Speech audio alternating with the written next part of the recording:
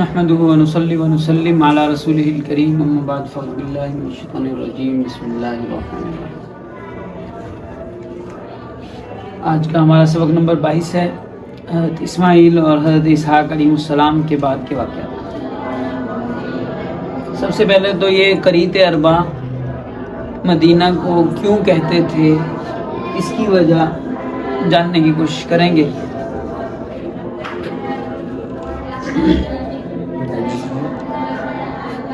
حضرت ابن عمر رضی اللہ تعالیٰ عنہ کا اثر یہاں پہ میں نے نقل کیا ہے کہ ان کے بارے میں نقل کیا گیا ہے کہ وہ جوانی کے دنوں میں 4 راتوں میں مدینہ سے مکہ آ جاتے تھے، اور جب بوڑھے ہو گئے تو 6 دن لگتے تھے۔ اس کے علاوہ میں نے گوگل میپ سے یہ ڈیسٹینیشن جو ہے، یہ فاصلہ جو ہے، اس کو چیک کرنے کی کوشش کی ہے، تو اس راستے کے اس میں گاڑی میں 4 گھنٹے بتا رہا ہے اور پیدل چلنا ہے 4 دن بتا رہا ہے، لیکن یہ 4 دن مسلسل بتا رہا ہے، یعنی بغیر کسی آرام کے آدمی 4 دن چلے تو پھر یہ کہہ رہا ہے کہ مکہ سے مدینہ پہنچ جائے گا۔ لیکن ظاہری بات ہے کہ ہمارے اور حضرت ابراہیم علیہ السلام کے اس میں فرق ہے۔ ان کے دور میں ان کی قوت کے اندر، ان کے قدموں کے اندر، ان کی جسامت کے اندر، قد کے اندر، ساری چیزوں میں فرق ہونے کی وجہ سے ممکن ہے کہ انہوں نے جو مدینہ کا نام قریت اربع رکھا ہو، قریت اربع یعنی کہ، تو یہ اسی وجہ سے رکھا ہو کہ خانہ کعبہ سے وہاں تک جانے کی مسافت کی وجہ سے اس کا نام رکھا ہو، کیونکہ یہ خانہ کعبہ سے 4 دن کے فاصلے پر ہے، تو اس وجہ سے اس کا نام قریت اربع رکھا ہو۔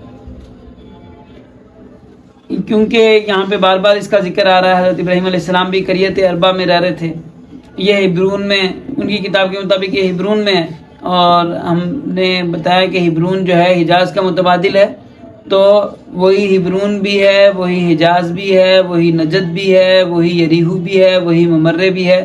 تو کیونکہ نجد اور حجاز بڑی جگہ کا نام ہے، بڑا نام ہے، جیسے ضلع کو کہتے ہیں، تو اس طرح مکہ مدینہ پورے کو حجاز بھی کہتے ہیں، نجد بھی کہتے ہیں، اور قریت اربع جو ہے اس کا نام اس وجہ سے رکھا گیا کیونکہ خانہ کعبہ سے اس کا فاصلہ 4 دن کا تھا، تو اس وجہ سے 4 دن کا جو ہے اس کا نام رکھا گیا۔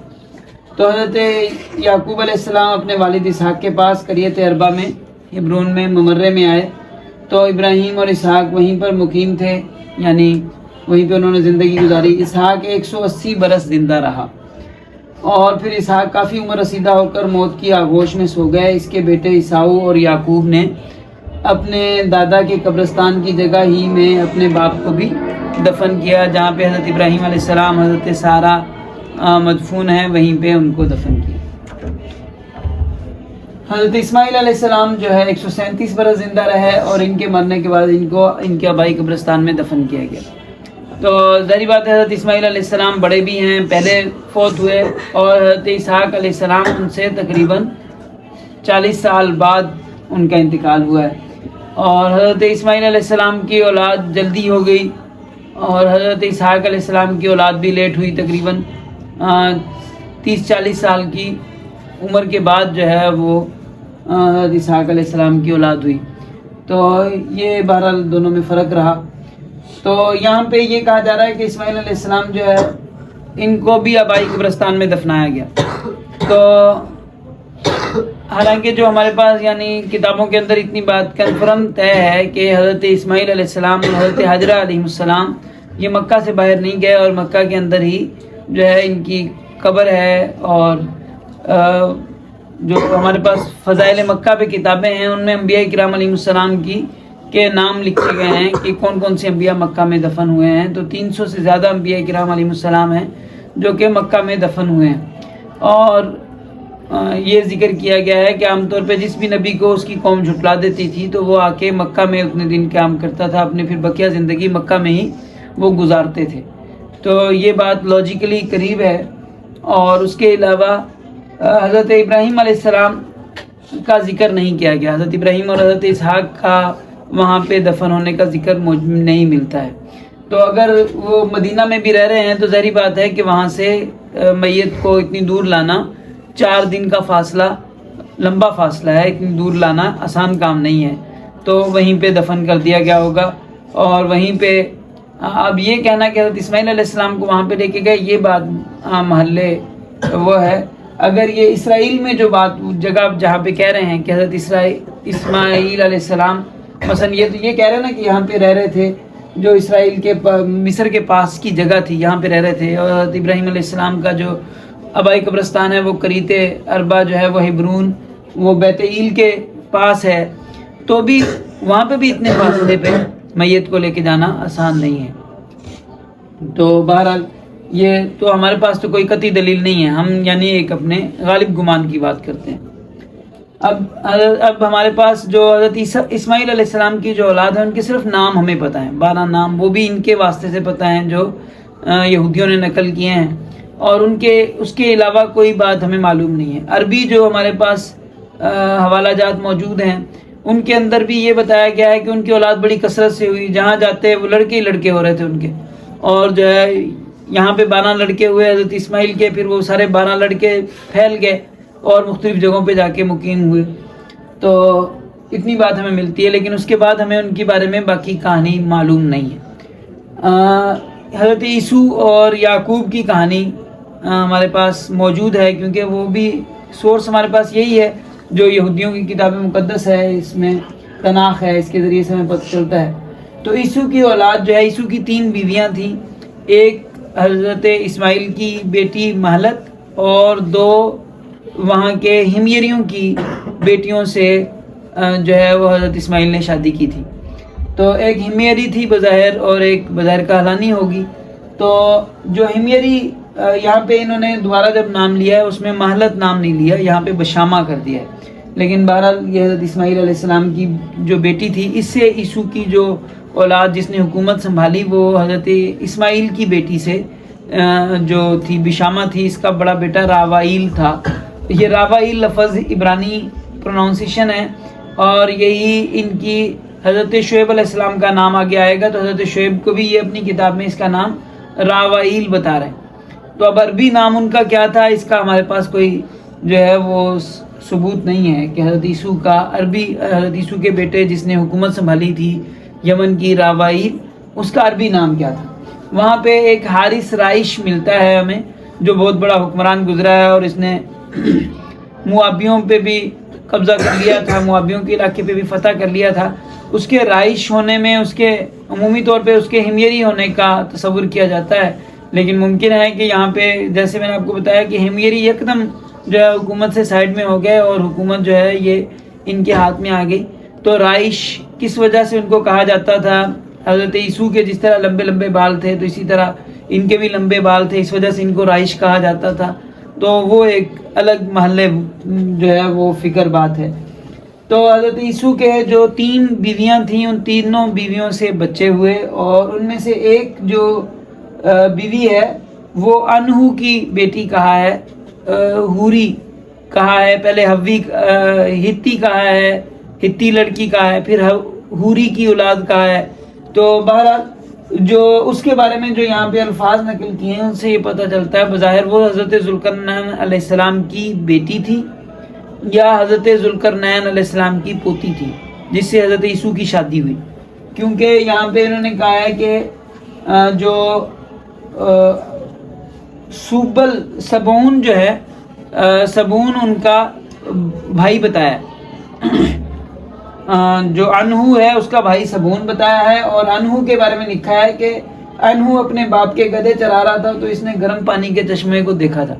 اب گرم پانی کے چشمہ کہاں پہ ہے, گرم پانی کے چشمے کو دیکھا تھا کتاب میں کہیں آگے پیچھے کوئی بات نہیں, لیکن اگر ہم اسی کو قرآن کریم کے اس میں دیکھیں تو حضرت ذوالقرنین علیہ السلام کے جو قصے کے اندر آتا ہے فی عین حمیاتن, حمیہ کا ایک ترجمہ گرم بھی کیا جاتا ہے, سمجھ میں آتی نہیں. تو اب یہ ممکن ہے کہ یہ کسی طرح وہ حضرت ذوالقرنین سے جو ہے ان کی رشتہ داری بتانا مقصود ہو, کیونکہ یہ اسی دور میں ہیں, قریب قریب ہیں, تو ہو سکتا ہے کہ یہ وہی ہوں.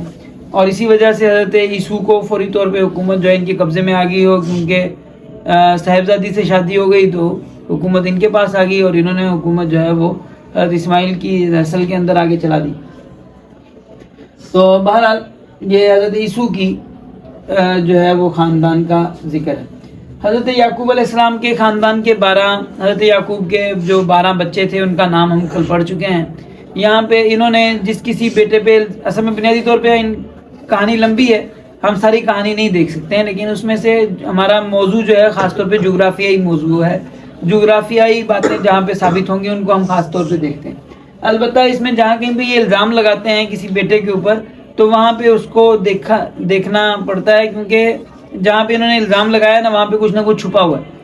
تو انہوں نے حضرت یعقوب علیہ السلام کے بڑے بیٹے روبن کے اوپر الزام لگایا ہے کہ اس نے حضرت یعقوب علیہ السلام کی جو باندی تھی بلہا, جو انہیں چھوٹی بیگم راخل نے دی تھی, اس کے ساتھ برائی کی, تو جس کی وجہ سے وہ باپ کی نظروں سے گر گیا. تو اب پہلوٹا جو تھا وہ یہاں پہ کون تھا؟ روبن تھا, لیکن روبن کو باپ کی نظروں سے گرا دیا. اب لاوی جو ہے اصل میں یہ جو کتاب لکھنے والے ہیں وہ ہیں لاوی کی نسل, تو یہ انہوں نے کسی نہ کسی طرح لاوی کو اوپر لے کے آنا ہے. لاوی ہم نے کل دیکھا تھا 3 نمبر پہ ہیں لاوی. روبن کے بعد شمون تھے, اس کے بعد لاوی تھے, اس کے بعد یہودا تھے. تو بہرحال انہوں نے روبن کو اس طرح سائڈ لائن کر دیا کہ روبن نے جو ہے وہ برائی کی, اس وجہ سے یہ والد کی نظروں سے گر گیا. دوسری طرف یوسف علیہ السلام کی کہانی میں یہ بتاتے ہیں کہ یوسف علیہ السلام 17 سال کے ہو گئے تھے, اور یہ اپنے جو باندیوں کے, کیونکہ اپنی والدہ کا انتقال ہو گیا تھا ان کا, تو باندیوں کے جو بیٹے تھے بلہا اور زلفا کے جو بیٹے تھے ان کے ساتھ یہ بکریاں وغیرہ چڑھاتے تھے, اور وہ الٹے سیدھے کام کرتے تھے. تو یہ آ کے ابا کو شکایت لگا دیتے تھے, تو اس وجہ سے جو ہے وہ ان سے جلتے تھے. تو اس کے بعد پھر حضرت یوسف علیہ السلام کو خواب نظر آنے لگ گیا, تو اس کے اوپر وہ خواب انہوں نے بتا دیے. تو وہ خوابوں والا لڑکا, اور اس طرح انہوں نے جو حضرت یوسف کے ساتھ حسد پہلے ہی ان کو تھا تو اور زیادہ حسد بڑھ گیا. پھر یہ یوسف علیہ السلام کے جب اس کا ذکر کرتے ہوئے انہوں نے کہا ہے کہ حضرت یوسف کو ان کے والد نے بھیجا تھا سکم میں, باقی بھائی سارے بکریاں چرانے کے لیے سکم میں گئے ہوئے تھے. اگر ان کی اس میں سکم دیکھیں تو ان کی جو انہوں نے نقشہ بتایا وہ آگے ہم دکھائیں گے بھی.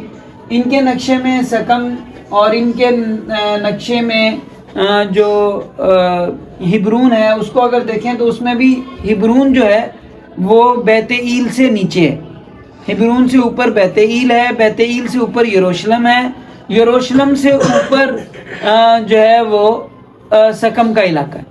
ٹھیک ہے, یریہو سے بھی اوپر پھر سکم کا علاقہ ہے. یعنی یہ اس میں بھی اچھا خاصا فاصلہ ہے, یہ ایک دن کا فاصلہ نہیں ہے کہ ایک دن میں بندہ بکریاں چرا کے واپس آ جائے. اور اگر اس جگہ پہ دیکھیں ہمارے اگر مدینہ کی یہاں پہ اگر دیکھا جائے تو یہاں پہ بھی مدینہ سے سکاکا کے اندر جو فاصلہ ہے یہ کافی فاصلہ بنتا ہے. یہ تقریباً یعنی پیدل, یعنی ہمارے زمانے میں بھی تو ویسے ہی جو ہے اتنی دیر میں نہیں پہنچ سکتے, گاڑی میں بھی جو ہے پورا دن لگ جائے, اتنا فاصلہ ہے. تو اتنی دور سے بکریاں چرا کے روز نہیں آ سکتے. تو البتہ یہ ہو سکتا ہے کہ مطلب اس یہاں پہ اس عبارت کا کہ سکم میں جاتے تھے بکریاں چرانے کے لیے, اس سے یہ ہو سکتا ہے کہ وہ یعنی سکم کی طرف جاتے تھے. یعنی سکم والا جو رستہ تھا, جیسے عام طور پہ زبانوں میں ہوتا ہے بھی جو اس جو میرپور خاص والے روڈ پہ لے جاؤ, تو اب میرپور خاص کی والے اس پہ جائیں گے تو اب ظاہر بات میرپور خاص تو نہیں جائیں گے. میرپور خاص والے روڈ پہ اگر کوئی جا رہا ہے تو میرپور خاص والا روڈ تو یہ جھڈوں میں ہی بیٹھا ہے, سمجھ بات کی نہیں. یعنی مدینہ سے باہر جا رہے ہوں گے, سکم کا مدینہ سے تو چاروں طرف رستے ہیں. اب ایک رستہ سکم کو جا رہا ہے, ایک طرف یمبو کو راستہ جا رہا ہے, ایک بیچ میں سے شارٹ میں آشرم کو جو مصر میں ہے اس طرف بھی جا سکتا ہے. تو یہ بظاہر جو سکم کہہ رہے ہیں اس سے مراد جہت بتانا مقصود ہے. دوسرے نمبر پہ یہاں پہ انہوں نے یہ کہا ہے کہ حضرت یوسف علیہ السلام کو انہوں نے بھائیوں نے ڈال دیا تھا, کنویں میں ڈال دیا تھا. تو یہودا نے کہا کہ بھائی ہم جو ہے اس کو قتل کر کے چھپانا ہمارے جو ہے نا فائدہ نہیں ہے, بھائی کو ماریں گے ایسے خام خواہ, اس کی بجائے ہم کسی کو دے دیتے ہیں, یہاں چھوڑ جاتے ہیں, جنگلی جانور کھا جائیں گے یا جو ہے وہ تاجر لے جائیں گے. اتنے میں انہوں نے یہ کہہ رہے ہیں وہاں سے اسماعیلی تاجر آتے ہوئے نظر آئے. ایک دفعہ یہ لفظ اسماعیلی بولتے ہیں, دوسری دفعہ اس کے لیے مدیانی لفظ بولتے ہیں. ٹھیک ہے, کیا بولتے ہیں؟ ایک دفعہ بولتے ہیں اسماعیلی اور دوسری دفعہ بولتے ہیں مدیانی. اب یہ ان کا کہنے کا مقصد یہ ہے, یہ ثابت یہ کرنا چاہ رہے ہیں کہ اسماعیلی اور مدیانی ایک جگہ میں رہ رہے تھے. تو یہ مدیانی آتے تھے تو یہ جو ہے وہ مدیان سے آئے ہیں اور اسماعیلی ہیں. تو یہ بات تھوڑی بعید ہے کہ اسماعیل علیہ السلام, حالانکہ اسماعیل علیہ السلام اور ان میں فرق ہے. یعنی حضرت اسماعیل علیہ السلام کی اولاد جو ہے جلدی ہوئی ہے, حضرت اسحاق کی اولاد دیر سے ہوئی ہے, لیکن اس کے اور حضرت اسماعیل کے بچے جو ہے مختلف علاقوں میں پھیل گئے ہیں, مختلف شہروں میں چلے گئے ہیں. لیکن ان ساری باتوں کے باوجود بھی ان میں زیادہ فرق نہیں ہے. تو یہ ناممکن ہے کہ اپنے جو ہے وہ تایا کے چچا کے گاؤں سے گزر رہے ہیں اور ان کو جو ہے یہی پتہ نہ چلے کہ ہمارے رشتہ دار ہیں اور یہ حضرت یوسف ہمارے رشتہ دار ہیں، ان کو اتنا بھی پہچان نہ سکیں. یہ بات تھوڑی مشکل معلوم ہوتی ہے. البتہ مدین کے لوگ، کیونکہ یہ مدین جو ہے وہ مائن سے ماخوذ ہے. کس سے ماخوذ ہے؟ مائن سے، جو حضرت لوط علیہ السلام کی اولاد تھی، ان کا جس علاقے پہ قبضہ تھا وہ علاقہ مائن سے مدین بن گیا. تو وہ اگر وہ لوگ آ رہے ہیں ان میں کافی فاصلہ ہے، کیونکہ حضرت لوط علیہ السلام جب وہاں سے ہجرت کر کے آئے، یہ اس وقت کی بات ہے جب حضرت اسحاق ابھی پیدا ہونے. ٹھیک ہے، حضرت لوط علیہ السلام کے جو بیٹے ہیں، جو نواسے ہیں، اور وہ حضرت اسحاق علیہ السلام تقریباً ہم عمر ہے. تو اب ظاہری بات ہے ان کی اولادیں، ان میں بہت فاصلہ ہو گیا ہے. یہ ہو سکتا ہے ایک دوسرے کو نہ پہچانتے ہوں، تو بظاہر یہ ہو سکتا ہے کہ مدیانی ہوں. اب دوسری بات یہ ہے کہ اگر یہ کہہ رہے ہیں کہ اسماعیلی ہیں یا مدیانی ہیں، جو بھی ہیں، اور وہ جا کہاں رہے ہیں؟ مصر جا رہے ہیں. کہاں جا رہے ہیں؟ مصر جا رہے ہیں. اگر بالفرض ہم مان لیتے ہیں کہ حضرت اسماعیل ہیں، حضرت اسماعیل کی نسل ہے، اور ان کے مطابق وہ کہاں رہ رہے تھے؟ نجب میں رہ رہے تھے، صحرا میں رہ رہے تھے، کونے میں رہ رہے تھے، مصر کے پاس رہ رہے تھے. اور یہ کہاں پہ رہ رہے تھے؟ یہ یہاں پہ بیچ میں جو ہے بیت ایل سے تھوڑا نیچے رہ رہے ہیں، سرسبز علاقے میں رہ رہے ہیں. اب انہوں نے جانا ہے مصر، تو مصر انہوں نے جانا ہے، یہاں پہ کیا کرنے آئیں گے؟ کوئی جوڑ بنتا ہے ان کے راستے کے اندر؟ جو یہ رستہ بتا رہے ہیں اس میں کوئی جوڑ ہی نہیں بنتا. البتہ اگر مدین کی بات کرتے ہیں آپ، یہاں سے مدینی لوگ جو ہے یہاں سے اگر سفر کر کے آ رہے ہیں تو، اور وہ یہاں سے سکاکا کے راستے مصر جائیں گے، تو یہ بات بالکل واضح ہے. یہ رستہ بھی، یہ والا جو سفر ہے، حضرت یوسف کو بیچنے اگر مدینی لوگ گئے ہیں یا بالفرض اسماعیلی لوگ گئے ہیں، تو بھی یہ بات سمجھ میں آتی ہے کہ یہ مکہ کی بات ہے، مدینہ کی اور جزیرۃ العرب کی بات ہے، اسرائیل کی بات نہیں ہے. یہ اب ہم اس میں نقشے میں بھی دیکھ لیں گے. اب یہ دیکھیں ان کا نقشہ جو انہوں نے بتایا ہوا. اب اس میں جو ادوم اور شعیر ہے وہ یہاں پہ ہے، موآب یہاں پہ. البتہ یہاں پہ انہوں نے موابیوں کو اس طرح سیٹ کر دیا ہے کہ یہاں سے، لیکن اسماعیلیوں کا یہاں پہ کوئی جوڑ نہیں ہے. موآب تو انہوں نے یہاں پہ کر دیا ہے. ٹھیک ہے، موآب انہوں نے اپنے نقشے میں یہاں پہ فرض کر لیا ہے کہ موآب اس جگہ پہ تھا، لیکن موآب کو تو یہاں فرض کر لیا ہے، لیکن جو حضرت جنوبی کی طرف نجو کا علاقہ جہاں پہ حضرت اسماعیل رہ رہے ہیں، اس کا یہاں پہ کوئی جوڑ نہیں بنتا ہے. ٹھیک ہے، یعنی اگر آپ مدیانی مانتے ہو تو یہاں پہ پھر اسماعیلی کا لفظ تو غلط مانو گے. اور اب ہبرون جو ہے، پھر بھی اس کے باوجود بھی ہبرون اس سے اوپر ہے. یہ ہے ہبرون. ٹھیک ہے، تو اب ظاہری بات ہے کہ انہوں نے جانا تو سیدھا راستے سے جائیں گے. تو دوسری جو اب موجودہ جو ان کا جو صورتحال ہے، اب یہ انہوں نے مائن کا لفظ یہاں پہ ثابت کیا ہے، مان یہاں پہ انہوں نے رکھا ہوا ہے. اور یہ نجب کا جو علاقہ ہے، یہ والا علاقہ ہے، یہ مصر ہے، یہ مصر کا رستہ ہے. اور جو ہبرون ہے یہاں پہ بہت فاصلہ ہے، یہ دیکھیں ہبرون اوپر ہے. تو اب ان ساری باتوں سے یہ ایک بات تو یہ کنفرم ہے کہ اسماعیلی اس میں نہیں تھے، کیونکہ یہاں پہ اگر ان کا نقشہ بھی مانے تو ان کے نقشے میں بھی اسماعیلی نے یہاں جانا مصر میں ہے، تو اوپر کیا کرنے جائیں گے؟ دوسرے نمبر پہ اگر مائن ہے تو بھی ان کا بھی جو مدین جن کو کہہ رہے ہیں، اگر وہ لوگ بھی ہیں تو بھی ان کا بھی یہاں پہ یہاں سے دور ہے. چاہے کوئی کام ہی ہو تو بندہ ادھر آئے گا، ورنہ بلا وجہ تو نہیں آ سکتا. البتہ یہاں پہ کچھ اور باتیں جو ہے یہاں پہ ہم دیکھ لیتے ہیں. یہاں پہ یہودا جو چوتھے نمبر پہ ہم نے کل دیکھا تھا کہ لیا کی جو بیٹے ہیں اور چوتھے نمبر پہ پیدا ہوئے یہودا، جن کے نام پہ یہ یہودی کہلائے ہیں. تو یہودا خود جو ہے اس زمانے میں اپنے بھائیوں کو چھوڑ کر ہیرا کے پاس چلے گئے، زندگی گزارنے چلے گئے. ہیرا ادلام کا گاؤں ہے. اب یہ یہاں پہ حضرت یہودا کی اس کے اندر کہانی کے اندر جتنے نام آ رہے ہیں یہ سارے مدینہ کے نام ہیں. تو بہرحال یہودا جو ہے وہ ہیرا میں جا کے رہنے لگ گیا. اب یہ جگہ ہررا جسے کہتے ہیں اس کو بظاہر ہو سکتے ہیں انہوں نے ہیرا کا ہے کہ وہاں پہ جا کے رہنے لگ گئے، مدینہ سے تھوڑا سائڈ میں. تو وہاں پہ انہوں نے ایک لڑکی سے شادی کر لی، اور کنانی لڑکی سے یعنی کہلانی لڑکی سے شادی کر لی، اور اس نے ایک بچہ جنم دیا، اس کا نام تھا عیر. پہلا بچہ پیدا ہوا، اس کا نام ہوا عیر. اس کے نام پہ جگہ کا نام ہے، ان کی کتاب میں آتا ہے کہ بعد میں پھر وہ جگہ نام ہو گیا. دوسرا بیٹا پیدا ہوا، اس کا نام تھا اونان. ٹھیک ہے، اور اس کے بعد تیسرا بچہ پیدا ہوا، اس کا نام سیلا یا سلا اس کا نام تھا. تو اس کے بعد یہ عیر نے جو ہے وہ عیر کی شادی کی تمر سے، لیکن عیر جو ہے وہ برائیوں میں مبتلا تھا تو اللہ نے عیر کو قتل کر دیا۔ تو عیر کے بعد اب ان کا یہاں پہ ایک ان کا جو اس یہودیوں کا جو مذہب ہے اس کے اندر ایک ان کا مسئلہ ہے یفاموت۔ یہ تھوڑا دھیان سے سنیے گا۔ ان کے یہاں یہ حکم ہے کہ اگر بڑے بھائی کی بیوی جو ہے وہ فوت ہو جاتی ہے، بڑا بھائی فوت ہو جاتا ہے بغیر اولاد کے بڑا بھائی فوت ہو گیا، تو اب چھوٹا بھائی بڑے بھائی کی بیوی سے شادی کرے گا، اور شادی جو ہے اسے کہتے ہیں یفاموت کرنا، کہ یعنی یہ اس کا خود بخود اس کا یعنی یہ ذمہ داری بن جاتی ہے، اس پہ فرض ہو جاتا ہے کہ اب وہ بڑے بھائی کی بیوی سے شادی کرے، اور شادی کر کے اسے بچہ پیدا کرے، اور بچہ پیدا کر کے اس کا والد کس کو قرار دے؟ بڑے بھائی کو قرار دے، اور جب تک یہ اس کے یعنی بڑے بھائی کی نسل جاری نہیں کرتا تو یہ گناہ گار ہے۔ تو اب یہ یعنی ان کا مسئلہ ہے۔ اب اس مسئلے کے مطابق اب جب جو بڑا بیٹا ہے عیر کا انتقال ہو گیا، تو اب اس کے بعد جو دوسرا بیٹا تھا اب اس کی ذمہ داری تھی اونان کی، کہ اس نے کیا کرنا ہے؟ بچہ پیدا کرنا ہے ان کی بیگم کو شادی کر کے۔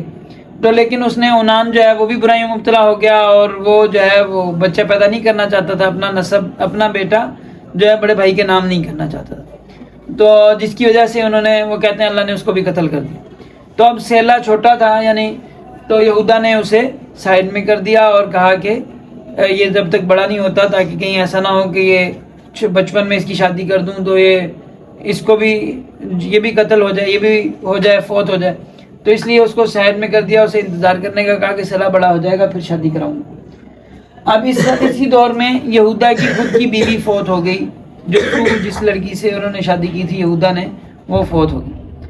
تو بہرحال یہ یہاں پہ یہ علاقے ہیں کہ مدینہ منورہ کے اندر یہ جو انہوں نے نام ہیں ان کے بچوں کے، یہ کہتے ہیں بعد میں جو یہودا کا علاقہ تھا وہاں پہ ان علاقوں میں یہ نام موجود ہیں، تو یہ نام مدینہ کے اندر موجود ہیں۔ سلا جبل سلا ہے مدینہ کے اندر موجود ہے، ہرا جگہ ہے مدینہ کے اندر موجود ہے، جبل عیر مدینہ کے اندر موجود ہے، ارنون کی جگہ وادی رونا رانونا، اور اس طرح ارنون سے ملتا جلتا لفظ اور بھی موجود ہے۔ تو اس سے یہ پتہ چلتا ہے کہ یہ لوگ کہاں پہ رہتے تھے۔ یہودا جو تھا وہ جنوبی ریاست کا رہنے والا تھا، یہودا کی اولاد جنوبی ریاست میں رہتی تھی، اور یہودا کی جو اولادوں کے نام تھے اس کے نام پہ وہاں پہ علاقے موجود ہیں، اور یہ سارے کے سارے کہاں پہ موجود ہیں؟ مدینہ کے اندر موجود ہیں۔ بہرحال اس کے بعد یہ انہوں نے یہاں پہ ایک کہانی گھڑی ہے، اللہ تعالیٰ رحم فرمائے، تو حضرت یہودا کے اوپر الزام لگایا۔ بنیادی طور پہ حضرت داؤد علیہ السلام کے ساتھ یہ اپنی دشمنی نکالتے ہیں۔ حضرت داؤد علیہ السلام کی جو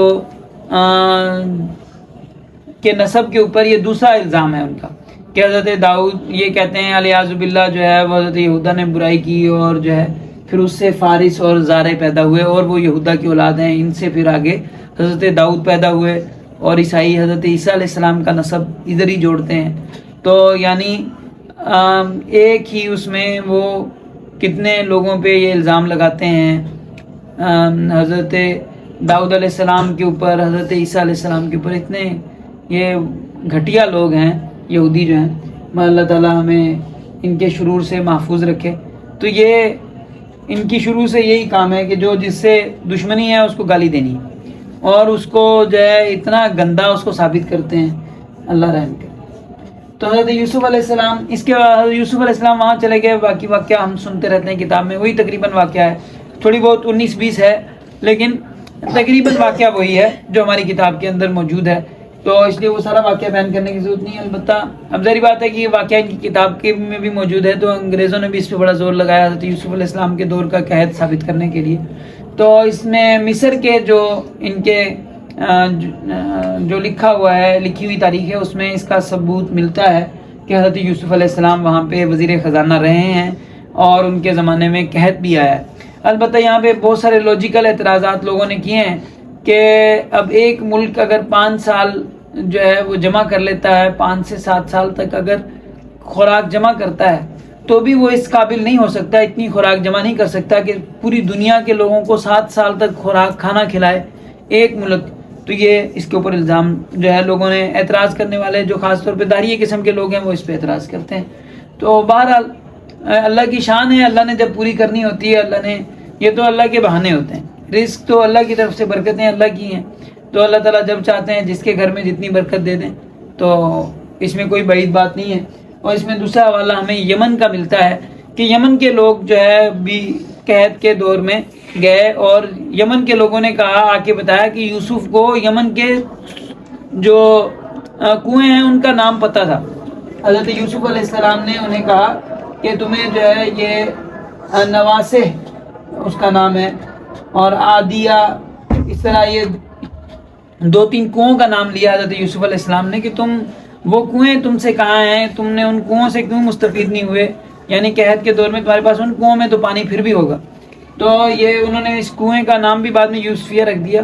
تو یہاں پہ یہ جو یمنی اس میں یہ جو مل رہا ہے کہ حضرت یوسف علیہ السلام کو کنووں کا نام پتہ تھے، تو اب اس سے یہ بات پتہ چلتی ہے کہ حضرت یوسف علیہ السلام وہاں پہ نبی ہیں، ظاہری بات ہے ان کو وحی کے ذریعے بھی پتہ چل سکتا ہے کہ یمن کے اندر کون سے کنویں ہیں، لیکن جو زیادہ واضح طور پہ بات سمجھ میں آتی ہے وہ کیا ہے کہ حضرت یوسف علیہ السلام یمن میں آئے تھے، اور خود ہم پچھلی سفر کے اندر جان چکے ہیں کہ جو بنیامین ہے وہ پیدا یمن میں ہوئے ہیں، تو ظاہری بات ہے کہ یمن میں کچھ عرصہ گزار کے گئے حضرت یوسف علیہ السلام، تو اس وجہ سے حضرت یوسف کو یہاں کے یمنی جو کنویں ہیں ان کا نام پتہ تھا۔